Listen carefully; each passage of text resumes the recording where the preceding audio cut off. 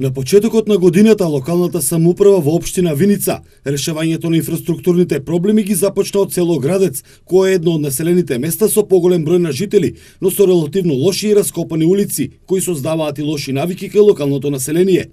Локалната власт во предстојниот период проблемите ќе ги решава етапно согласно расположливите средства, но и приоритетите на населението. Градоначалникот Димитров го посети ова населено место и изврши увид во тековните градежни активности. Ангажирани за реализација на 3 крака на канализационна мрежа. Едниот е веќе готов во должина 62 метри. Од вторник продолжуваме и на другите 2 крака, едниот во должина 70 метри, другиот во должина околу 40 метри. Инвестиција општина Виница, а градежните работи ги изведува јавното комунално претпријатие Солидарност Виница. Инвестицијата е некаде околу 300.000 денари. Жителите на селото на средбата со Димитров најавија и апелираат дека после спроведувањето на канализацијата наскоро очекуваат и асфалт на истите улици.